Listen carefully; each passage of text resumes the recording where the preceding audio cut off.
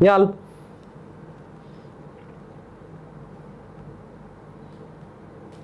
ايه هو في ايه؟ ايه يا ابني في ايه مالك؟ الله في ايه في ايه؟ الله ايه يا جماعه، هو البرجر بايظ ولا ايه؟ في ايه؟ لا مالك يا بنتي في ايه؟ لو سمحت وقف تصوير، والله ما هينفع ننشر الكلام ده، هم عمالين يقولوا وحش وحش، هنصور والله ايه؟ احنا كان ممكن انا عملنا الاكل ما فيهوش اي حاجه، ما تشككونيش في نفسي. تعملوا فيا هو كده؟ ايه الهبل ده؟ انا زعلانه منكم والله، في حاجه مش عارفه مالكم. يعني انا مش عارفه، بوظت الفيديو وكسرته بخاطري وعملت كل حاجه وحشه النهارده، انا مضايقاكم في حاجه؟ السلام عليكم ورحمة الله وبركاته. ازيكم عاملين ايه؟ وحشتونا جدا جدا. رجعنا لكم النهارده يا جماعه بمقلب جديد ومختلف جدا. ومقلب المرة دي يا جماعة هنعمله في مامي. مامي طول عمرها يا اما بتتفق مع احمد وتعمل فيها مقلب، يا اما بتتفق مع ليلي وبتعمل فيا مقلب. احنا النهارده يا جماعه قررنا نتفق احنا الاتنين ونعمل مقلب في مامي. طب المقلب عبارة عن ايه؟ احنا النهارده عندنا تصوير فيديو. مامي هتعمل لنا برجر بانواع مختلفه وهنقارنه بالبرجر بتاع المطاعم اللي بره. تمام، فين المقلب بقى؟ المقلب يا جماعه ان بعد ما مامي تخلص البرجر وتتعب فيه طول اليوم هتدينا انا واحمد نجربه. وطبعا بقى انتوا عارفين هيبقى رأينا ايه. استنوا معانا لاخر الفيديو علشان تشوفوا ردة فعل مامي على المقلب الخطير ده. الفيديو ده فيه مفاجآت كتير، بس قبل ما نبدأ ما تنسوش اللايك والشير وسبسكرايب والكومنتس وتفعلوا زر الجرس عشان يوصلكوا كل جديد. ودلوقتي يا جماعة احنا هنبتدي في اول خطوة هنعملها علشان نعمل في مامي المقلب، بحيث ان احنا نصور الرياكشن بتاعها وما تاخدش بالها خالص. اول حاجة زي ما انتوا شايفين دي الكاميرات بتاعتنا يا دي جماعة. الكاميرات اللي هنا احنا هنستخدمها هنخبيها في حتت ما تاخدش بالها منها خالص عشان يكون الرياكشن بتاعها انتوا طبعا تشوفوه، وعشان تشوفوا الرياكشن بتاعها. ده الموبايل والكاميرا اللي احنا بنستخدمهم كده كده في كل المقالب اللي انتوا شفتوها قبل كده. دي بقى كاميرا جديدة يا جماعة، جبناها صغيرة علشان نعرف نخبيها ومحدش ياخد باله منها خالص. فاحنا هنبتدي ان احنا نوزع الكاميرات دي هحطها هنا في اوضة احمد. الباور هنا اصلا، هشغلها باور هنا. انت بقى بص، انت هتروح دلوقتي تراقب مامي بره علشان ما تاخدش بالها ان احنا بنعمل حاجه. تمام. علشان لو قربت او كده انت تنبهني على طول علشان ما احطش الكاميرات عشان ما تاخدش بالها. فدي يا جماعه دي مهمه احمد، ان هو دلوقتي هيطلع يراقب مامي علشان لو قربت مثلا او في حاسس ان في اي خطر في الموضوع هيجي يقول لي على طول. فاول حاجه هشغل الكاميرا عشان اخبيها في اوضه احمد.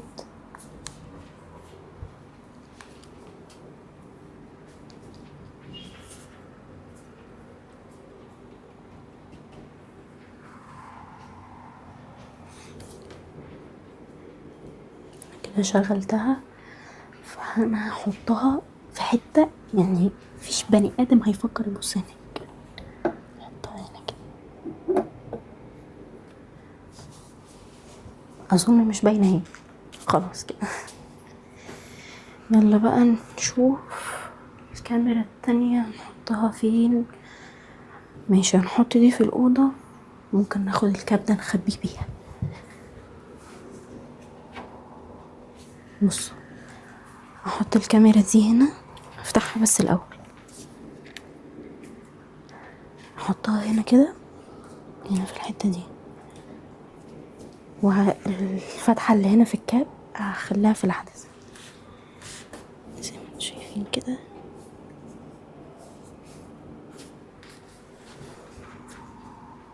مش باينه خالص. احنا دلوقتي بقى مبقاش غير الموبايل ده، محتاجين نحطه بره في الريسبشن، بس هي مامي قاعده بره، فهنستنى لما نبدا الفيديو وهي تكون بره وهنحطه في الخبيثه كده من غير ما تاخد بالها. السلام عليكم ورحمه الله وبركاته. ازيكم؟ عاملين ايه؟ وحشتونا جدا جدا. النهارده يا جماعه جاي لكم بفيديو جديد ومختلف. طبعا هم كل شويه يزنوا عليا عايزين ناكل برجر من بره، عايزين ناكل برجر من بره، فانا قررت اعمل لهم البرجر في البيت. تمام، هنعمل كل بقى حاجه يا بقت في جماعه البيت. كل حاجه ايه، انا اول مره اصلا اعمل حاجه في البيت. فانا يعني اشتريت الحاجات بتاعه البرجر وقلت اعمل لهم البرجر في البيت، وعملته لهم برجر مختلف خالص، برجر محشي جبنه يا جماعه. انا عامله برجر عادي وبرجر محشي جبنه. هنقارنه بقى وهنعمل الاكله دي مع بعض كلنا، وهنقارنها بالمحلات اللي احنا بنشتري منها. في طبعا مطاعم برجر كتير في احنا بنجيب من كذا مطعم، وهم هيقيموا معايا البرجر اللي انا عاملاه في البيت على اساس ان انا هوفر يعني وكده. بس انا اشتريت الحاجات اصلا بتاعت البرجر اغلى من البرجر اللي احنا بنجيبه من بره، بس مش مشكله. خلينا نجرب الاكل اللي معمول في البيت، اكيد انضف واحلى. اكيد انضف واحلى. يلا بينا نبتدي الفيديو. هندخل نجهز كل حاجه مع بعض، بس قبل ما نبدا ما تنسوش اللايك والشير والسبسكرايب والكومنتس وتفعلوا زر الجرس عشان يوصل لكم كل جديد. يلا بينا. يلا. ودلوقتي يا جماعه هنبتدي مع بعض على طول. ده البرجر انا اللي عملته في البيت اهوت، وفي حتت جبنه اهيت زي ما انتم شايفين. انا مش عارفه ايه اللي هيحصل بجد، يا رب بس ما يبصش. ايوه الجبنه تسيح بقى والحاجات ويبقى لحمه مخرمه. هنجهز مع بعض. لا هيبقى تحفه ان شاء الله. وده العيش ده عيش مخصص عشان تشبع، عامله لك عشان تشبع، عشان انت بتحب الاكل. ده العيش مخصص للبرجر. يلا بقى بينا على طول نجهز مع بعض ونشوح هنشويه. هنشوحه. شوحك انت. يلا بينا. وهبدا يا جماعه اهو معاكم. وابتدينا فقره شيمو ان ذا كيتشن. خد 2 ولا هي واحده بس؟ دعواتكم بس ان ايه والله. طاسه مش هتاخد كمان واحده؟ لا. ليه؟ مش عارفه. لا هتاخد ان شاء الله. هي هتكش اصلا دلوقتي. تبقى قد كده. تبقى واحده. ست وفايف. لازم تبقى واحده ازاي؟ هي ايه اللي لازم؟ لا هحاول احط 2. اصبري بس. طب محاولة شيمو في وضع 2 برجر في الطاسة. بيكش يا جماعه. ولحق دعواكم بس ان ما يحصلش حاجه يا رب. يا اختي. لم ينسانا كش شويه. كش ان شاء الله يبقى زي الفل. هو ما يكشش، هو اصلا بيكش. ان شاء الله يبقى حلو. ما العيش تقلقوش. قد كده والبرجر قد كده. وسع طب كده. يا ماما احنا بقى نستناكي بره. خلصي كده بقى وتعالى لنا بره بقى. طيب ماشي خلاص. انا هخلصه يا جماعه كله وهوريه لكم بعد ما يخلص، عشان نبدا بقى نجهز ونحطه في السندوتشات وكده. تمام تمام. ان شاء الله يبقى تحفه. سي يو ليتر. مبسوطه قوي. جود باي مصر.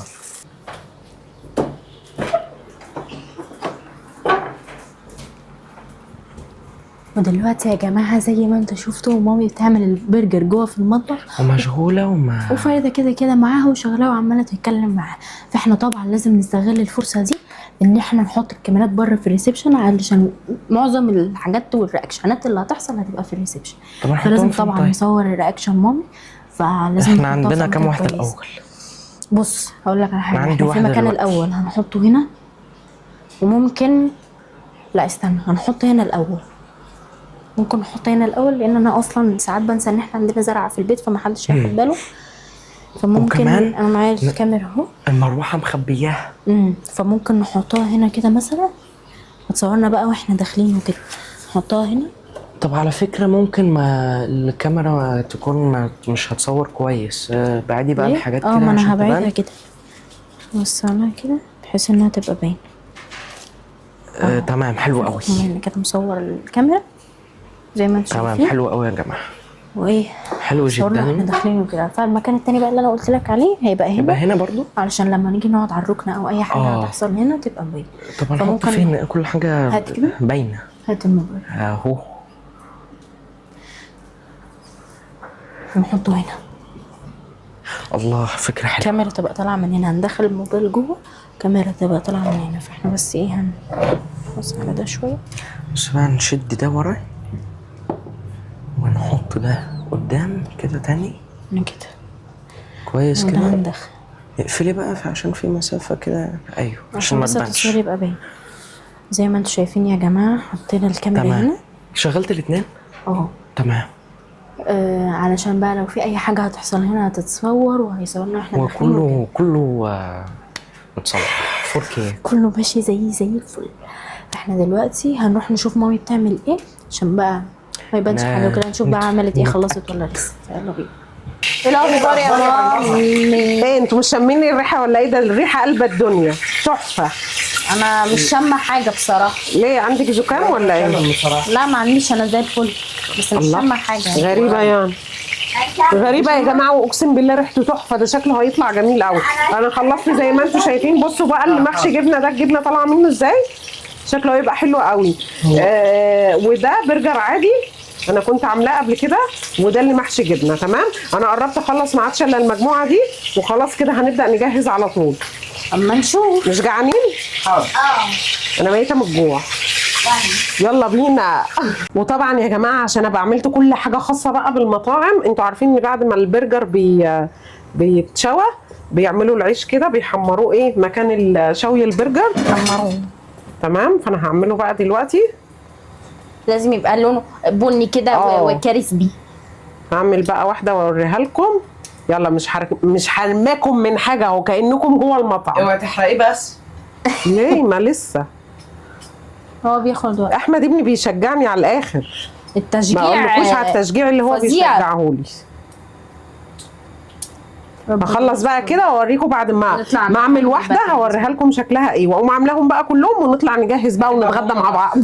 ودلوقتي يا جماعه مع اهم فقره في الفيديو كله، وهي تجهيز البرجر. زي ما انتم شايفين انا جهزت بقى الخس والبصل والبرجر والجبنه طبعا والطماطم والصوصات اللي هنحطها. انا عشان اعمل العيش بالمنظر ده يا جماعه تعبت جدا. يا رب يكون بقى ايه بفايده في الاخر ويبقى حلو ان شاء الله. انا حطيت الصوص ده اهو، اللي هو بتاع الصوص البرجر ده يا جماعه اسمه ايه؟ معرفش. هنحطه كده الاول قبل ما احط البرجر. تمام.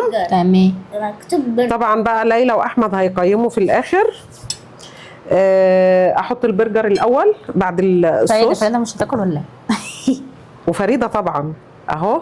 طبعا زي ما انتم شايفين يا جماعه البرجر كش خلص، كانت الواحده قد كده وقد الفطيره، بعد ما عملتها بقت قرصه. تمام. احط طماطم. بتزحلق. تمام. بصل. كلكم بتحبوا البصل صح؟ انا بحب. طيب الجبنه بقى ما بتحبش البصل، مش هحط لك في بتاعتك.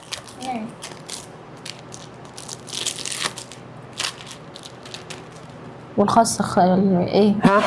هحطه الاخر. على فكره الترتيب مش مهم. انا مش بتكلم على الترتيب، انا افتكرتك مش هتحطيه. طيب لسه ناقص حاجه، الكاتشب صح؟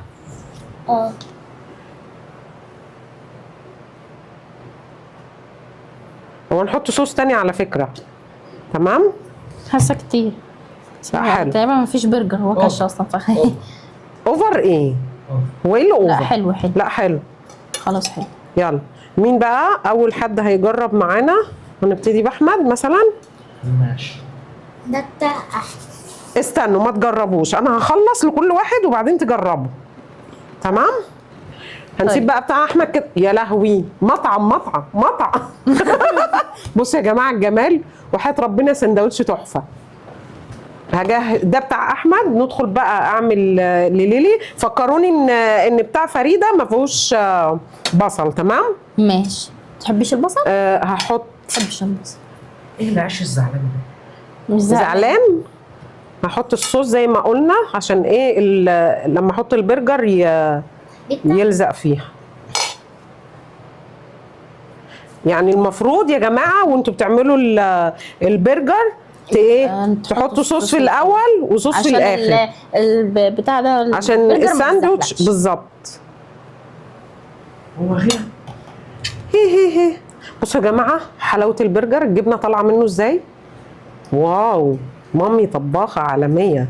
ما تسالونيش بقى عن الترتيب، انا هعمل وخلاص كده لا انا ما حدش. نحط ايه؟ طماطم هيدخل في بعضه بصل. خلاص مش فارقه ده مش انا. طماطم مش انتي عشان ايه؟ ده ليه اصلا؟ عشان انتي مش عايزه بصل. تمام. الصوصات بقى لا هنخلي الصوصات الاخر، ولا احط طبقه صوص؟ احط كاتشب. تمام. بعد كده هنحط طماطم وكاتشب، هما الخس الاثنين من نفس الفصيله. الكاتشب معمول من طماطم، والطماطم هي اساس الكاتشب، فكله كده حاجه واحده يعني. وبعد كده صوص حاول ابقى البرجر. مثقفه. برجر. حلو قوي الكلام ده. وبعد كده ده شكل الساندوتش. تمام. ده بتاع ايه؟ ليلي. نعمل بقى الفريدة واحد، اخر واحدة معانا بس من غير ايه؟ بصل. بصي نفس مش هتعملي الترتيب نفسك ولا بالظبط. ايه؟ معلش يا جماعه. تعملي لنفسك. هعمل انا. هعمل، بس انا عايزاكم تجربوا بس معايا الاول ونقول تقييمنا بقى لاصحابنا، كل واحد يقول كم من 10. تمام. ده ناخد البرجر بتاعها.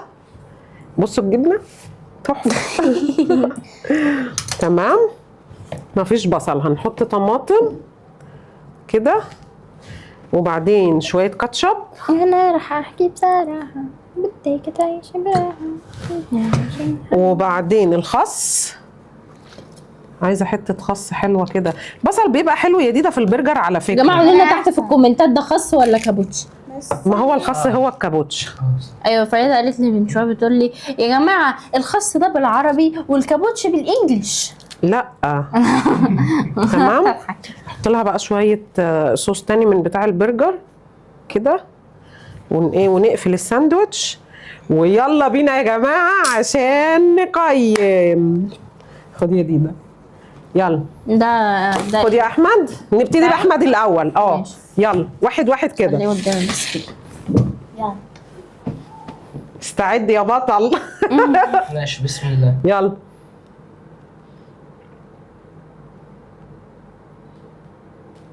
ايه هو في ايه؟ ايه يا ابني في ايه مالك؟ الله، في ايه في ايه؟ انت بترجع ولا ايه؟ هو ماله؟ مناديل كمان. هو في ايه؟ مش عارفه انت بترجع ولا ايه؟ ايه وحش ولا ايه؟ وحش وحش؟ وحش. ايه ده؟ ليه يا ابني؟ طب جربي كده يا لالي. في ايه؟ انا خفت مش عارفه. جربي. وحش ماله يعني؟ في ايه؟ ايه اللي مش عاجبك فيه؟ ما اعرفش اتغيرت في حاجات. ما غيرت ايه؟ انا اول مره اعمل لكم برجر. الله، ايه يا جماعه؟ هو البرجر بايظ ولا ايه؟ في ايه؟ لا مالك يا بنتي؟ في ايه؟ هي لدرجه الترجيع؟ وحش قوي يا ماما. وحش يعني بايظ ولا ايه؟ هو في اما اجرب انا كده. جربي يا فريده. مالكوا يا جماعه؟ في ايه؟ ماله؟ لا مش قادره. شكله باظ ولا ايه؟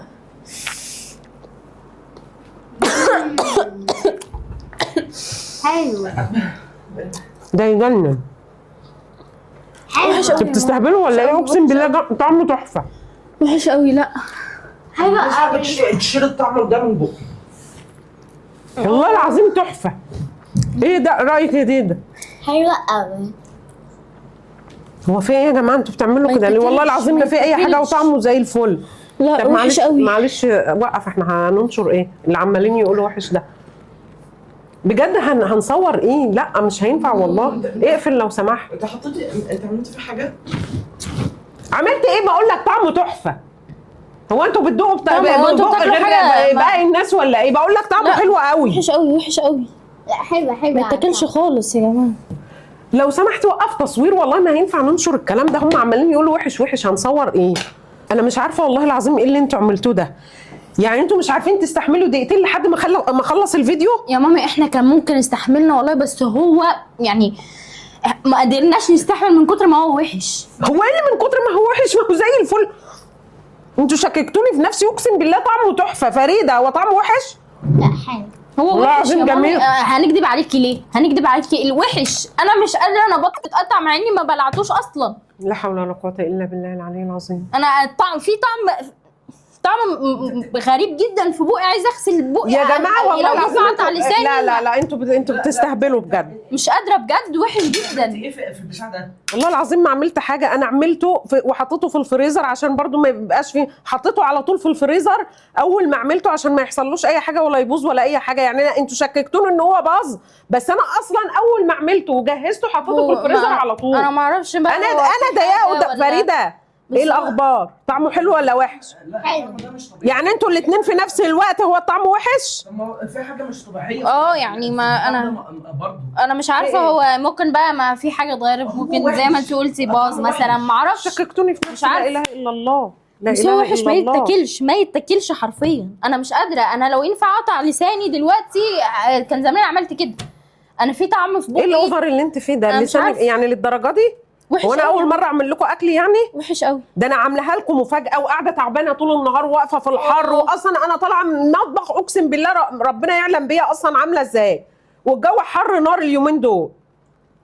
احنا مش هنكذب عليكي يعني، ما هنستفاد ايه لما نكذب عليكي؟ هو مش المفروض كنتوا تكملوا الفيديو طيب؟ ما احنا هو ما أصلاً قدرناش. انت شفت انا عملت ايه في يعني هسيب الموضوع اللي جوه بطني ده او في الفيديو ده لا، ده حسسني ان انا حاطه له حاجه مش طبيعيه في والله احنا كان ممكن عملنا انا كده. ضايقه الاكل ما فيهوش اي حاجه، ما تشككونيش في نفسي. هو ايه الهبل ده؟ واختكم بتاكلوا الصغيره، هو لو الاكل فيه حاجه انا هسيبها تاكل منه اصلا؟ والله يعني براحتكم، بس انا يعني اكيد انا واحمد مش مش هنكذب عليكي يعني. انا مش عارفه في ايه. لا اله الا الله. مش هنكذب عليكي يعني. انا زي ما بقول لك، انا بطني بتتقطع، مش قادره. يعني ده فريده قربت تخلص الساندوتش، بطنك ايه اللي بتتقطع؟ والله هي انتوا مش حرة. شايفين انتوا وأنا اوفر في رد فعلكم ده؟ انتوا قاصدين تبوظوا الفيديو صح؟ هنبوظه يعني ليه؟ انا بقى يعني هنستفاد ايه لما نبوظ؟ ان احنا نبوظ الفيديو. هعمل ما انا مش عارفه ايه اللي مضايقكم مني عشان تبوظوا الفيديو. الاكل ما فيهوش اي حاجه. الفيديو عشان نبوظه مثلا؟ ما احنا مش هنمثل، احنا بنرجع يعني.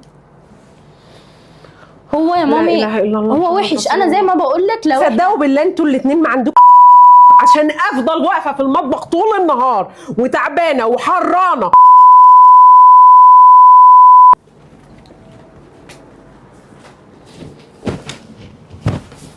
يعني ايه البرجر وحش؟ مش عارفه يعني ايه اللي وحش فيه، انا مش فاهمه.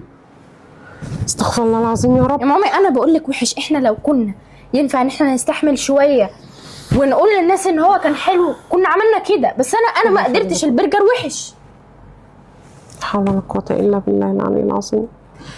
يعني انا مش عارفه ايه اللي وحش فيه. ايه اللي وحش فيه؟ وريني كده يا فريد.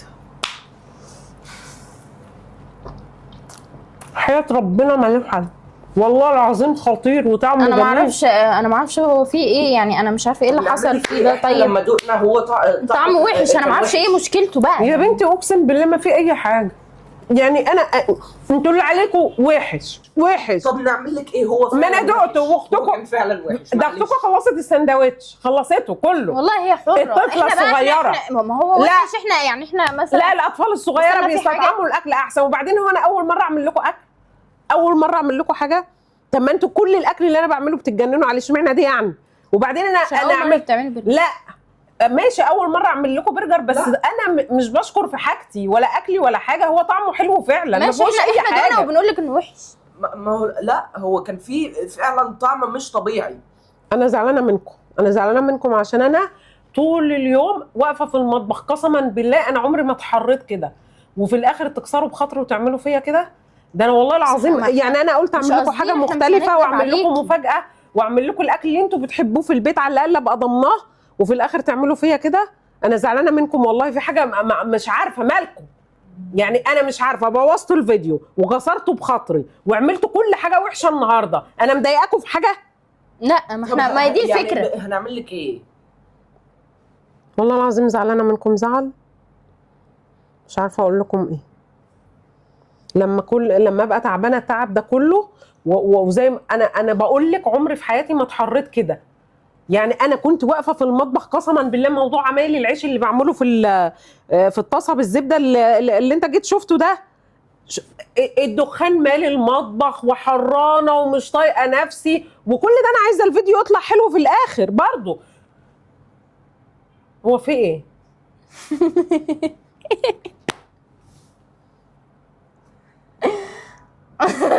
انتوا بتضحكوا على ايه؟ انتوا عاملين فيا مقلب؟ الفكرة مقلب. والله العظيم كنت خلاص حاسه. يا ما تتضايقيش تتضايقيش ما خلاص. تزعليش بقى. بصي لا انا كنت حاسه كمان. يعني انتوا صورتوا كل ده؟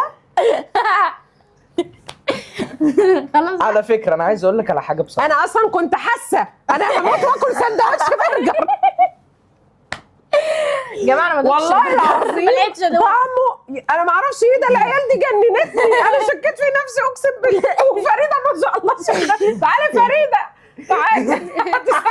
تعالي. طب على فكره عايز اقول لك على حاجه تفرحك قوي. لا انا زعلت. انا من ساعه ما بدانا الفيديو بقى. وانا ماسك نفسي وعايز اروح اكل من انت هتقول لي ما انا مستغربه. أيوة. ما بيخليش حاجه مستغربه. وقعد يرجع. انا قلت ده ايه ده؟ انا عملت في ايه ولا ايه اللي حصل؟ لا بس ايه رايك؟ ايه بس تمثيلي لا، بس ولا- حلو. لا تزعليش دخل بقى. عليا ما تزعليش دخل عليا بقى. جدا. خلاص ما تتضايقيش. انا شكيت في نفسي اقسم بالله. ماما انا حسيتها شوية بصراحه وقتت علينا. اول حاجه قلت هو البرجر باظ، بس دقته طعمه طبيعي جدا ما فيهوش اي حاجه، طب يا بس هو ما جماعة لحقش بقى. يبوظ كمان. قلت يبقى وحش يعني، طالما هم بيعملوا كده وبيرجعوا مش عارف ايه، قلت اكيد وحش، لان انا اول مره اعمله بصراحه ما كنتش واثقه في نفسي يعني. بس لما دقته لقيته حلو جدا، لان انا عامله المقادير مظبوطه، فاستغربت. والاثنين على نبره واحده، وحش وحش وحش.